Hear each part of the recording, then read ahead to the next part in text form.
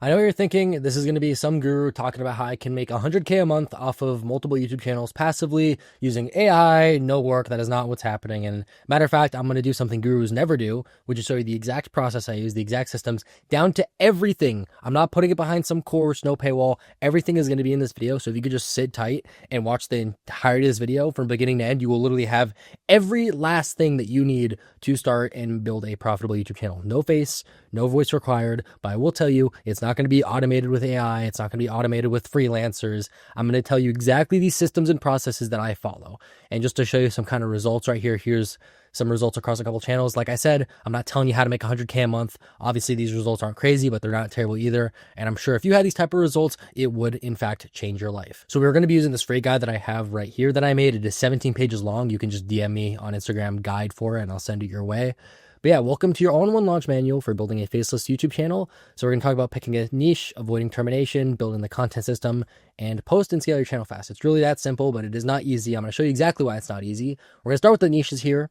The viral triangle. This is the framework that I use inside of my program, Socialfy.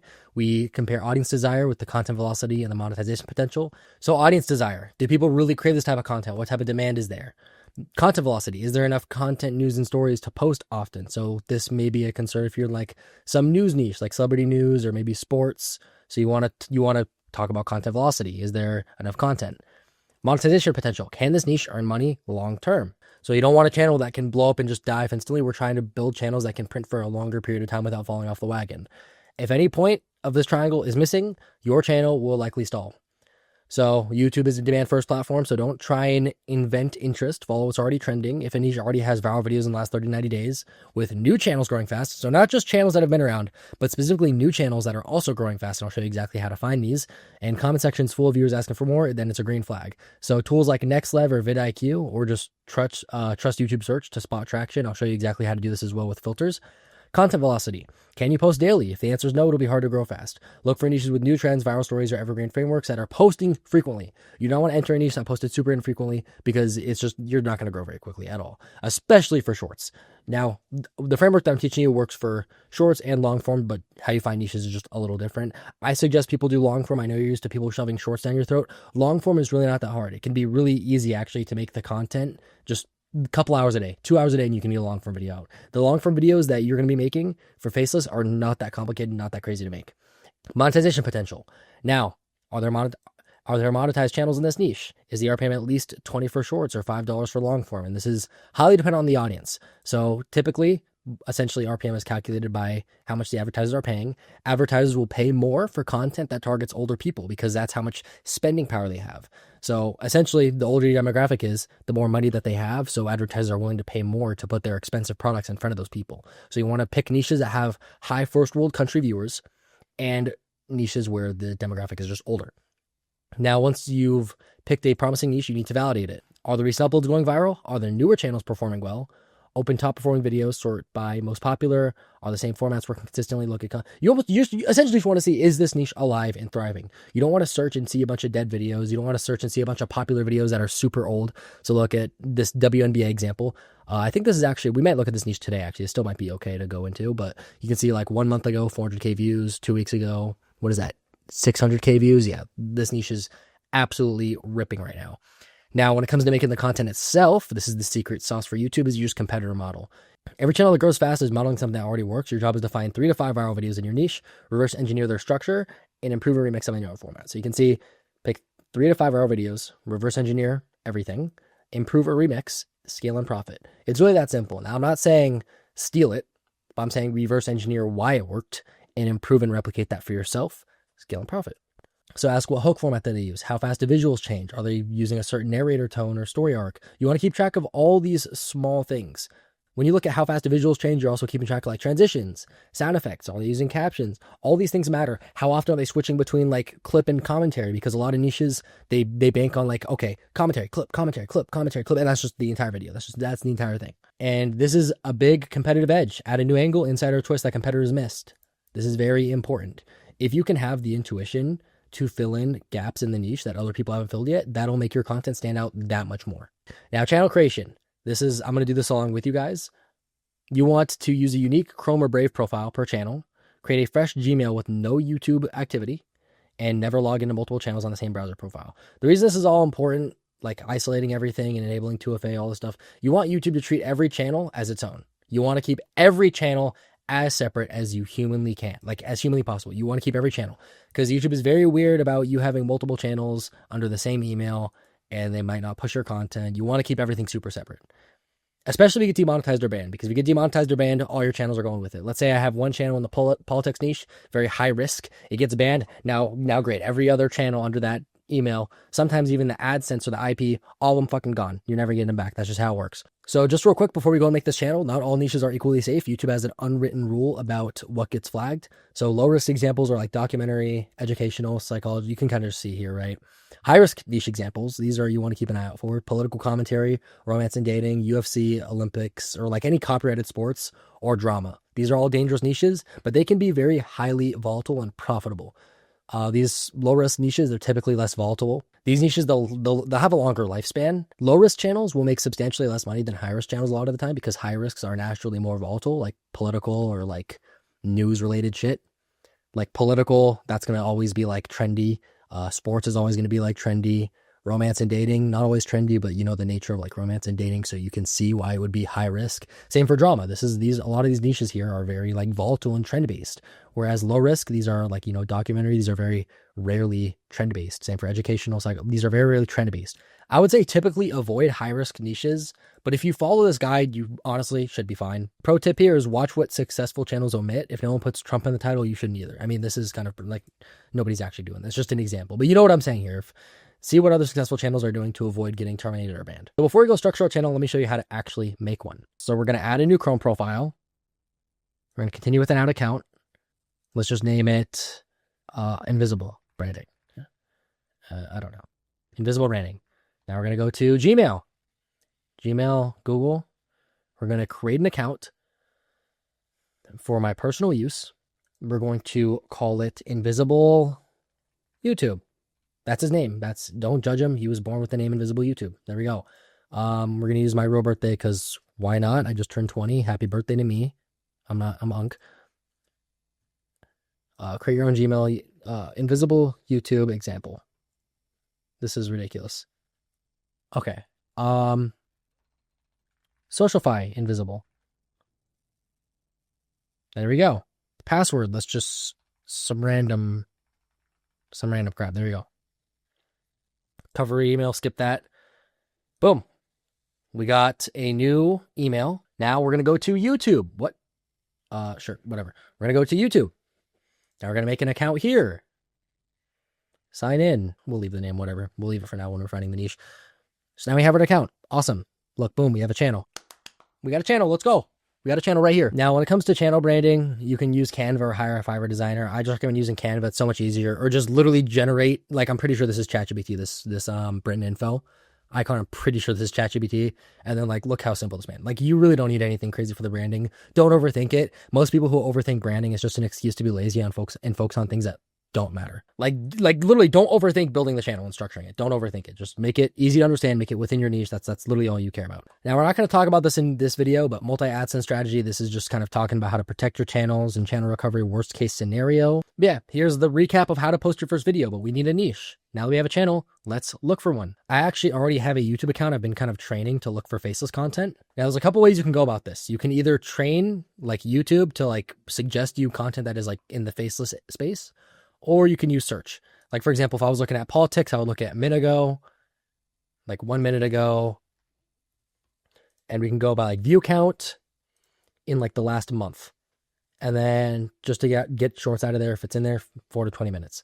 So boom, as you can see, we have a Britain channel right here, 7.5K subs. These guys are absolutely tearing it up right now. So let's go to latest here. See, this channel's performing good. So it's a really good way to find niches.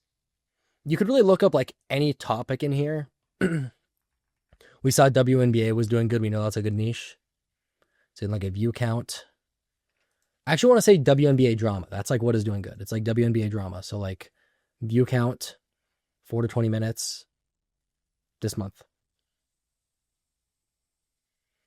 So like Swish Hoops, 4K subs, but they're getting 250K views on this video. Now, not every video is going to be a crazy hit. Actually, why does this guy like have like weird thumbnails? What is going on with that? But yeah, if you can see, we so far most popular, they have like loads of hits in this niche. You can really just look up like any search term in here for any niche and see if there's like a really good faceless channel and just follow the validation formula to decide if it's a good niche to enter or not. Another good way I like to look at niches is I'll go to just like the YouTube homepage and you can use these kind of tabs at the top. Where are they? So let's see, like, I wonder if there's anything like martial arts, like a faceless martial arts channel. You scroll for a minute. So what I'm doing is I'm loading all the videos, and this is why I'm going to use the tool called NextLev. I'm going to show you guys how to use this real quick. Let's just kind of scroll for a second, just load a bunch of videos. I wish it would load a little bit quicker. I guess while I'm scrolling here, when it comes to validating the niche, it is literally all in the guide. So if you want to look up your own search term and then validate a channel, just use the guide to validate it, and odds are it'll be a pretty good niche. So it looks like we've kind of hit bedrock on the martial arts thing. So if we hit filters, we're going to select a long form. We're going to go to lower subs, and we're going to say like last 6 months. We're going to hit go, and we're going to separate the videos like lowest subs to highest views. So like right here, Boxing Mania, 1.6K subs, but 540K views. Boom, finishes so brutal, you forget it's women's MMA. So it looks like a women's MMA channel, 1.8K subs, 300K views. So these look like they could be pretty good channels. So we'll check these out real quick. There's actually a lot of martial arts channels that seem to be performing pretty solid right now. Let's see. This one's very hit or miss. I'm actually not a big fan of this one. Finishes so brutal. I mean, honestly, I don't see why he didn't just do more women's MMA because it looks like he's kind of all over the place. Yeah, I would have just stuck to the women's MMA. How about Boxing Mania? Let's check out this one. This channel's a lot newer. He recently had a hit. He laughed at Butterbean. See, I know nothing about martial arts here, but this channel's 100 videos. If I found like an actual good niche, this video would be like 5 hours long. What I'm going to do to speed this up is in my private community, I have something called the Niche Vault, where me and other coaches kind of just put niches in there for later on. I'm going to pull a niche real quick. So here's a really good celebrity news niche. This channel is, I would honestly say, if this video that you're watching right now has less than like, I want to say 100K views, enter this niche. Unless like this video is like, I want to say 2 months old. If this video is older than 2 months with over 100K views, this niche is probably long fucked. But if this video is less than 100K views, dude, I just put you on for free. Because odds are, how many of you are actually going to go and run up this niche? Not a lot. So if this video is less than 100K views, go crazy on this niche. Do it. But you can see, like, look, these guys are pulling really consistent and good views. It's like kind of a celebrity news niche. Now, when it comes to actually making the content, this is different for every niche. But for example, I'm going to show you guys how I would go about replicating this style of content. And by the way, for the profile picture, I'm pretty sure they just use this isn't a real person. Like, this is not I don't think this is a real person. I think it's like some AI, some weirdo. Okay. So first thing, they show clips. And to avoid copyright, they kind of put like their own border. They pretty it up. You can do this in CapCut or literally whatever editor that you really want. The editing isn't anything complicated. They have captions as well. Now what they usually do, so look, they're showing like reactions from other people. So they open up with like a bunch of clips of whatever it is. It looks like some Colin just like, I don't know. I have no idea what this is about. Like a lot of the niches that I enter, I have no idea what is even going on. I just make the content. But see, they cut off the clip, talk commentary. And you can kind of see when they switch from commentary to clips, because when they show clips, they have like this pink border. So like they go like clip, commentary, clip, commentary. It's just that for 14 minutes, and that's what all their content looks like. And what I do is I literally just take one of their most popular ideas. So I'd go to their channel, I'd look at like most popular, and that's actually the video we're just on. So we're going to go here, and using NextLev, you can look at the transcript. But here's the thing. Why can't we copy this transcript? It's because they are showing clips in between voiceover. We only want to copy the voiceover. So what I do is I watch the video in like 2x speed, and I copy the timestamps and only parts of the script where it's like, how do I explain this? I'm confusing myself. I only copy the parts of the script where it's voiceover, and then I put it into a Google Doc. And anything that is a clip, I don't take the transcript for. So like I'll copy like from here, like the first voiceover to like the very end of the first voiceover, and I'll put that in a Google Doc. Then after I have all of that, I'll go to ChatGPT and I'll ask ChatGPT to reword the script while keeping the same story, pacing, and script length. Once I do that, then I plug the voiceover into 11 Labs with a realistic sounding voice and generate the voiceover. Now, when it comes to actual clips, you do have to find the actual clips yourself. Or what you can do, and I've done this, is I will literally just take the clips off of like this video, but then I would crop out the clip myself, and then add my own background myself to avoid copyright again. That's kind of a scuffed way of doing it. If you know how to find your own clips, I do recommend finding your own clips. But yeah, that is the formula that I follow. You choose your niche, you validate it, you model 3 to 5 hour videos from that niche, you use AI to script it, and you could just rip the scripts from popular videos and the ideas, because you're ripping the ideas too that have performed good, record voiceover, edit in CapCut, Premiere, whatever you use. You don't really need any complex editing at all. And then now post using the upload frameworks. This is in my private community, but when it comes to uploading, just kind of do what the competitors are doing. Use similar titles, understand why these titles work. Look at like, okay, a lot of these people are using destroys. So it's like, look at this. Like a lot of people are using destroys. So like, look right here. Same thing, destroys. And description, you could literally just ChatGPT reword it too. At the end of the day, the simplest way to profit off of faceless YouTube is just remodeling and taking what already works and just doing it better. And that's also why I suggest finding your own clips, because you can make your content higher quality. Now, a couple last things here is you can use ChatGPT as your personal assistant. You can load this guide into a custom GPD, and you could literally talk to it like a team member. Give me 3 hour topics, tighten the script and boost retention. You could literally train it over time to get really good with YouTube, and it could literally help you out like a coach would. Now, the core stack for like tools is CapCut for editing, Canva for thumbnails, ChatGPT for scripting, assistant, and workflow, NextLev for niche and idea research. So we'll go here real quick. I'll show you kind of what this looks like. So I don't have their like crazy tool. They have like a really expensive tool and like a course and all this stuff. I don't use any of that. I just use their extension, the Google extension here, because they also have like a niche finder tool that's outside of the extension, as you can kind of see on my screen here. I think this is substantially more expensive. Whatever you decide to go with, you can use Socialfy 20 for 20% off of any of this stuff. Yes, I am plugging. And I know I mentioned kind of the private community. That is my program called Socialfy. So if you are really serious about building like a YouTube channel faceless empire, you can DM me the word print on Instagram, and if I think you're cool and I think you're a good fit, we'll let you on in. I hope to see you guys killing it with this guide. Remember, you can DM me guide on Instagram and I will send this your way. I got more awesome content coming. I don't gatekeep any information. That is like my stance. I am very anti-guru. I hate putting shit behind a paywall. So make sure you guys drop a sub, because I will be making more content just like this, going even more in depth to picking niches, strategy, content. This is just kind of the overarching theme and guide with what I teach with YouTube. But yeah, I'm rooting for you, bro.